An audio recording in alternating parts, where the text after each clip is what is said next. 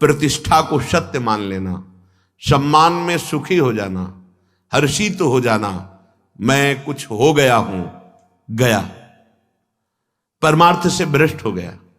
ये अंतिम खाई थी, बहुत मुंहभरा गिर गया इस खाई में। बहुत मीठा जहर है जिसे स्वयं लेके खाया जाता है। जो साधक गुरु कृपा पात्र है वो फंस नहीं सकता, इस विष को नहीं खा सकता। क्योंकि जैसे सुंदर खीर बनाई जाए और तुम्हारे कान में विश्वसनीय पुरुष आके दे मत खाना, इसमें जहर है, तो आप कदापि नहीं खा सकते। ऐसे ही गुरु कृपा पात्र जानता है सम्मानम कल्यात घोर गर्लम, ये विष है, अगर इसको खा लिए तो ऐसा प्रमाद चढ़ेगा कि प्रभु से विमुख हो जाओगे। ये बहुत बड़ी खाई, अंतिम खाई, इसमें गिर जाता है। तो मान रहित हर आचार्य, हर महापुरुष ने इस पर बहुत जोर दिया है, मान रहित होना। महाप्रभु चैतन्य देव जी कह रहे तृणादपि सुनी चेन तरोरी सहिष्णुना अमानी ना मान देना, स्वयं अमानी रहकर दूसरों को मान देना।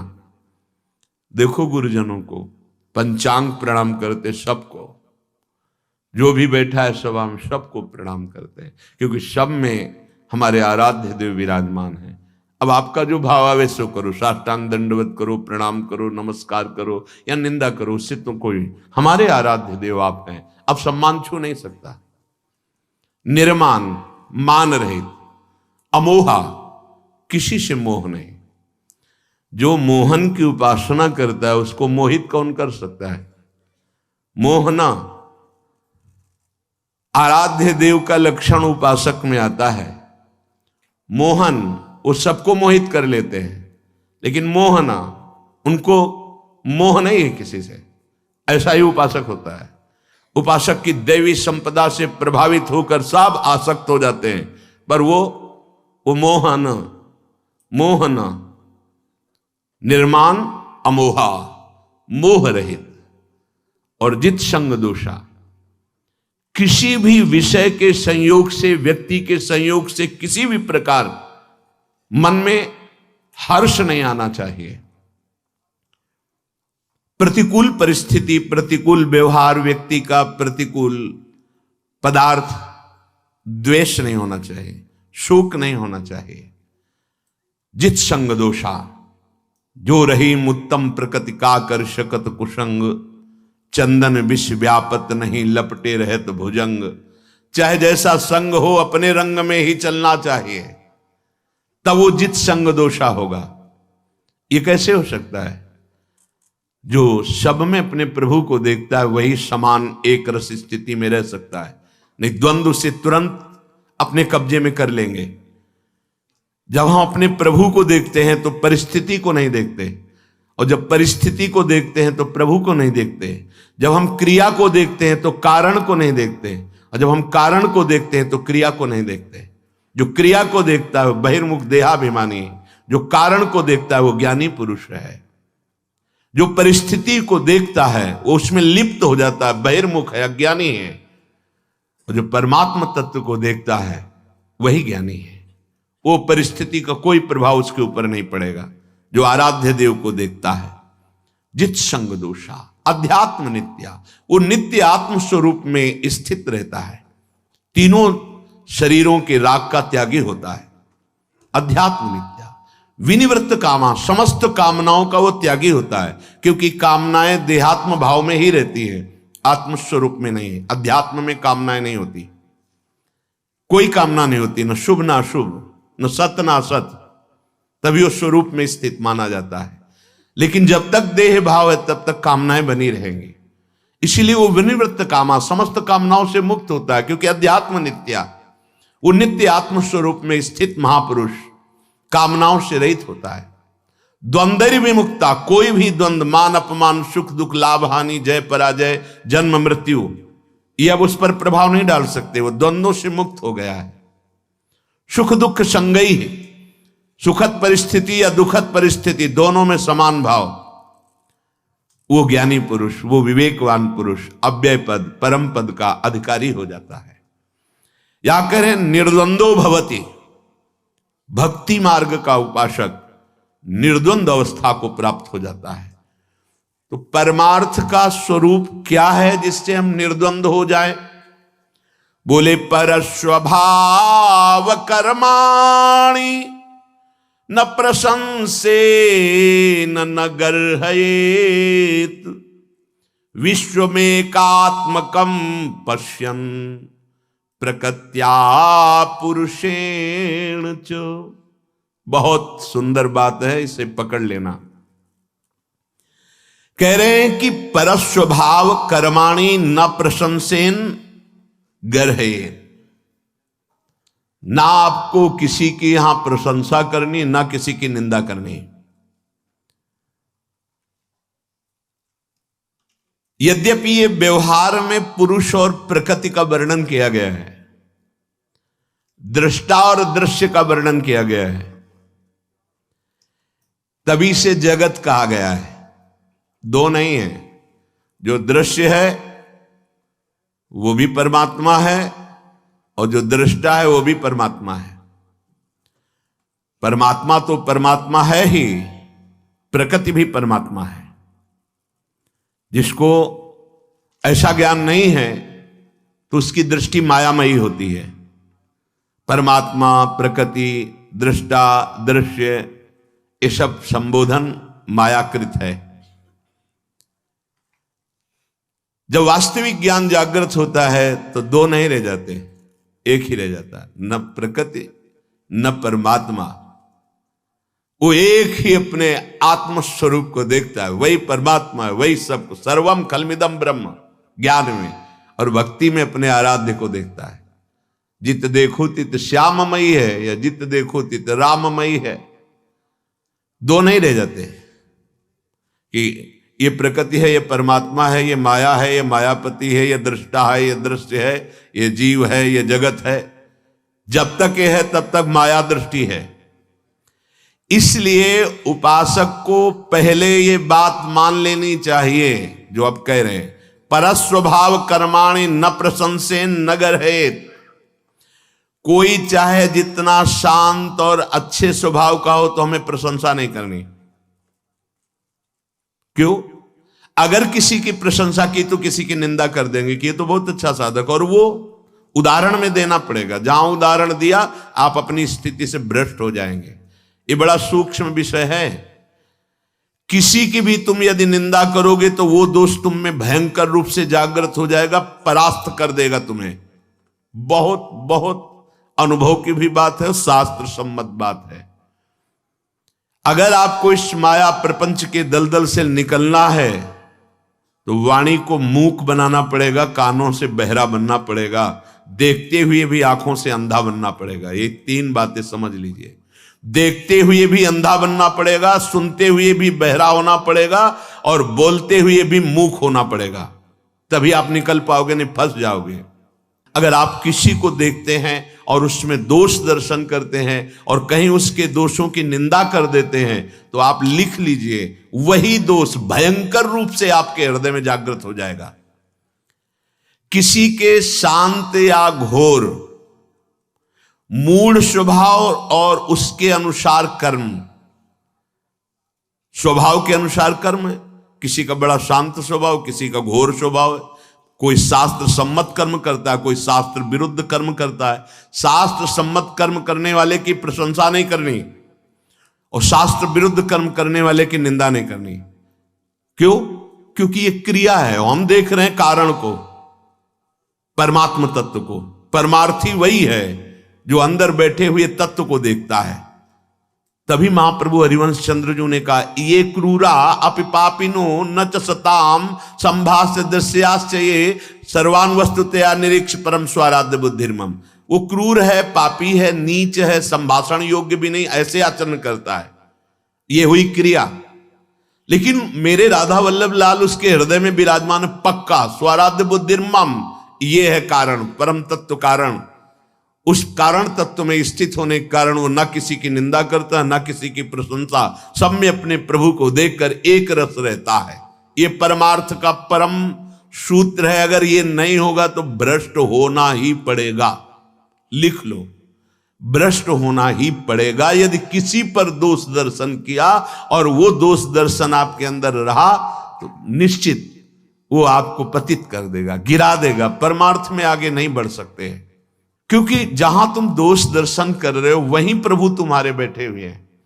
तो तुम दोष देखने वाले थे या प्रभु को देखने वाले थे? सच्चे उपासक का हृदय तत्काल निर्णय कर देता, गलती हो गई। जहां अरे भाई इतना समय हो गया, अब ये तो जीवन ही को व्यर्थ कर रहे हैं, परमार्थ का इनको तो ज्ञान है नहीं, तो हमको बहुत ज्यादा ज्ञान है। अब आओ लाइन पे प्रश्न माया रखती चली जाएगी। हाँ ये लो इसका उत्तर दो।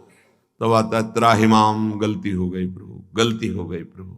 प्रभु ही बैठे हैं सब जगह, वो छुपा छुपी का खेल खेल रहे, तुम उनको पहचान लो तो मुक्त हो जाओगे, बस इतनी बात है। परस्वभाव कर्माणि न प्रशंसेन न गर्हेत, ये कौन बोल रहा है? भगवान श्री कृष्ण चंद्रजू उद्धव जी से कह रहे हैं किसी के भी स्वभाव की, चाहे वो शांत हो या घोर हो, और उसके कर्म की, चाहे वो शास्त्र सम्मत हो या शास्त्र विरुद्ध हो, तुम्हें नहीं देखना है। तुम्हें मुक्त होना है ना, तो तुम्हें देखना है कि सामने मेरे प्रभु है। भक्त होना है ना, तो निज प्रभु में देखें, जगत के ऐसन करें विरोध। ये मान लो, मान लोगे सवाल हल हो जाएगा, नहीं मानोगे बिल्कुल भूल हो जाएगी। चाहे जितना आप फर्राटेदार श्लोक बोल लेते हो, शब्दावली से प्रवचन कर लेते हो, चाहे जितने साधना में प्रवीणता दिखाते हो, लेकिन साधना का सूत्र जो है वो भगवान दे रहे हैं। न किसी की निंदा करनी है कर्म की, ना उसके स्वभाव की, ना किसी की प्रशंसा करनी कर्म की, ना उसके स्वभाव की। अब आगे, परस्वभाव कर्माणि यह प्रशंसति निंदति। ध्यान दीजिए, भगवान बोल रहे हैं, स आशुभ्रश्यते स्वार्था दसत्यभिनिवेशतः। जो उपासक दूसरों के स्वभाव की, कर्मों की प्रशंसा कर देता है या निंदा कर देता है, वो शीघ्र ही परमार्थ से भ्रष्ट हो जाता है। सा आशु मतलब बहुत जल्दी, सा आशु भ्रश्यते स्वार्था दसत्यभिनिवेशतः।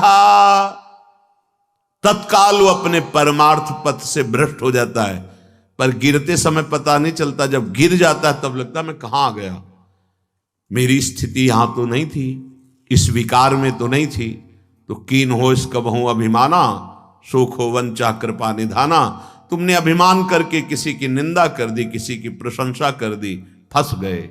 गोस्वामी जी बड़ी प्रवीणता से इसी श्लोक का टीका करते हैं। सुनहु तात मायाकृत गुण अरु दोष अनेक, और गुण या उभय न देखी, देखी सो अविवेक। हे तात, माया के द्वारा कुछ गुण रचे गए हैं, कुछ दोष रचे गए हैं। सबसे बड़ा उपासक का गुण यही है कि ना वो किसी में गुण देखे, ना किसी में दोष देखे। अगर वो गुण दोष देखता है तो यही अविवेक है, अज्ञान है। वही बात भगवान यहां संस्कृत में बोल रहे हैं, परस्वभाव कर्माणि यह प्रशंसति निंदति। जो दूसरे के स्वभाव की या कर्म की प्रशंसा या निंदा कर देता है, सा आशुभ्रश्यते स्वार्था दसत्यभिनिवेशतः। वह अपने परमार्थ साधन से भ्रष्ट हो जाता है, गिर जाता है। क्योंकि जहां उसने प्रशंसा की तो या निंदा की तो सत्यत्व बुद्धि हो गई कर्म और स्वभाव पर, जबकि असत है ये बात। ये कर्म असत है और ये स्वभाव असत है, क्योंकि हर स्वभाव की रचना सतोगुण रजोगुण तमोगुण ये गुण से होती है। जो कारण शरीर है वो इन गुणों से, सतोगुण रजोगुण तमोगुण, इन्हीं से उसकी सृष्टि हुई स्वभाव की। तो ना किसी के स्वभाव की प्रशंसा करता है, ना वो निंदा करता, क्योंकि जानता है गुणों के अनुसार है। जो निंदा करने की चेष्टा तो घोर स्वभाव है, अशांत स्वभाव है, मलिन स्वभाव है। अच्छा स्वभाव है तो हम स्वभाव को लेकर नहीं, हम तो परमात्मा को लेकर के बात करने वाले हैं। तो अंदर में विराजमान प्रभु प्रायः खींचातानी, लड़ाई झगड़ा, निंदा स्तुति, इसी में फंस जाते हैं हम। ये धर्म है, ये अधर्म है, ये लड़ाई झगड़ा इसी विषय को लेके करते हैं। सच्चा उपासक वो है कि सब में अपने प्रभु को देखकर शांत हो गया है। कोई अगर उससे प्रश्न करता है तो उसका उत्तर है, अन्यथा अपनी तरफ से सब में वो भगवत भाव, न किसी से द्वेष, न किसी से गुण का संबंध। जो अहिंसा को सिद्ध कर लिए तो वहां गाय और शेर एक ही घाट में पानी पीते थे, उनको शिक्षा नहीं देनी होती थी। उस महात्मा का प्रभाव कि अगर उस घाट पर सिंह और गाय आ गए तो बैर छोड़कर एक साथ ही जल पीते थे। अहिंसा का सिद्धि कर ली, राग द्वेष पर विजय प्राप्त कर ली तो पशु पक्षियों पर उसका प्रभाव पड़ता था। ऋषियों के आश्रम के पशु पक्षी वैर छोड़कर, देखो महादेव के घर में, देखो महादेव जी की सवारी नंदकेश्वर और अम्मा की सवारी बबर शेर, जो एक क्षण में खा जाए, खा ना जाए। सिंह बलात् बैल या गाय को अपना आहार बनाता है। देखो समदर्शिता का प्रकाश और प्रभाव कि बामांग में विराजमान अंबा जी की सवारी है शेर, बबर शेर, और पिताजी की सवारी है बैल, और दोनों एक जगह शांत से रहते हैं। और बेटा जी की सवारी है चूहा, और महादेव जी के गले में है सर्प, और सर्प का आहार चूहा है कि नहीं? बड़े आराम से घर में रहते, झगड़ा नहीं होता। इधर गले में सर्प है, उधर गजानन महाराज की सवारी चूहा है। और एक और पुत्र हैं कार्तिकेय जी, इनकी सवारी क्या है? मोर। मोर का आहार क्या है? सांप। नहीं, कोई झगड़ा नहीं होता। सांप, मोर, चूहा, बैल, ये सब, सिंह, सब एक ही जगह है। क्यों? क्योंकि वो शिव हैं, वो कल्याण स्वरूप सम है, परमात्म स्वरूप है। तो जो उपासक शिव में स्थित है, ईश्वर में स्थित है, उसकी दृष्टि में पाखंड टिक ही नहीं सकता। जैसे अंधकार का विनाश करने के लिए भगवान सूर्य का उदय होना अत्यंत आवश्यक है। भगवान सूर्य न उदय हो, आप गारंटी दे दें कि मैं विश्व से अंधकार, तो आप झूठे कहे जाएंगे।